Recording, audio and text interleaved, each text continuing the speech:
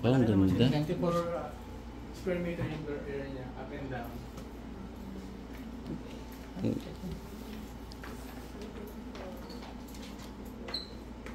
Ganda niya. Regarding naman po sa door natin, ito po to steel door, and then modified ano po to, flash door na po itong gamit natin dito. So steel. Steel door po siya. Steel door po. Kahit walang tao may aircon?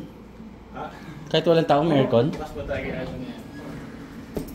Iyoko niyo tayo may-ari nito eh. Tapos ito kami, pwede yung gamitin yung mga... Okay lang ba mag-video? Sige lang siya.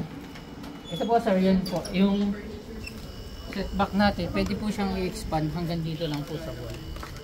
Yan. Oo, yan lang po siya pwede. Isang laundry. Yan, pwede po dito. Maglagay ng laundry area. Pwede na, saksakan to. Opo. Tapos may tubo rito para sa sa labahan. Doon. Doon, no? Tama? Opo. Okay. Pwede rin dirty kitchen dito. Ganda niya.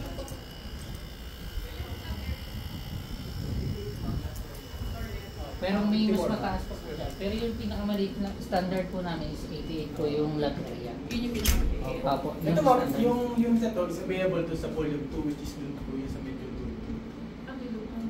Pwede ito, malapit na ma'am. Bale, meron naman pong access itong volume 2 dito sa loob ng subdivision, and then pwede naman gamitin yung national room. Kung familiar po dun sa San Antonio de Padua Church, Ma'am, malapit. Doon na po nandun po yan. yung volume 2. So nabubuksan siya. May brochure. Mamaya pwedeng humingi. Kasama ba to? Yan ma'am, may papakita namin sa yung deliverable namin na ganito.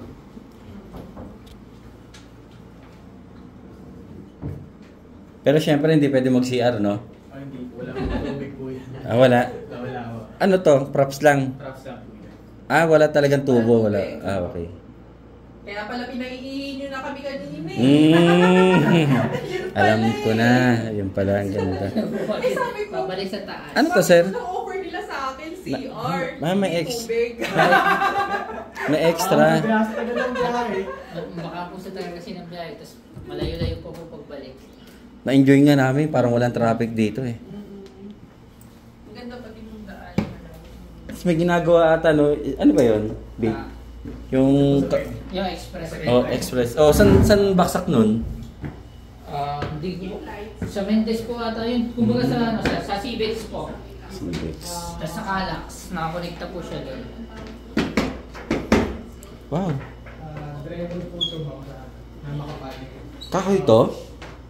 Kahoy to, sir? Sir Neil? Binil lang. Binil po. Then, Ito po, Di ba ito bubunutin?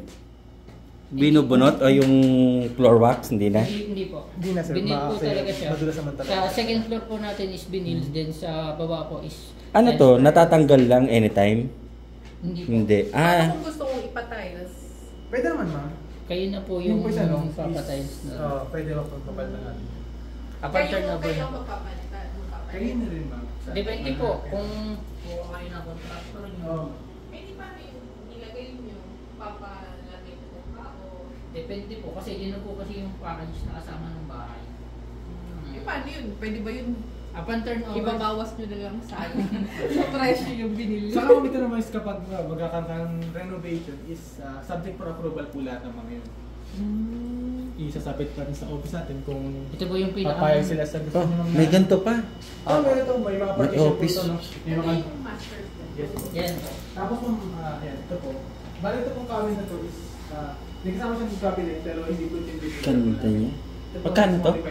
4.7. Design na rin po siya. 4.7. Tapos ito ma'am. Turnover? Partitions. May mga doors sa Turnover date is depende sir sa mapipili yung unit. May 2027. Magkano down payment?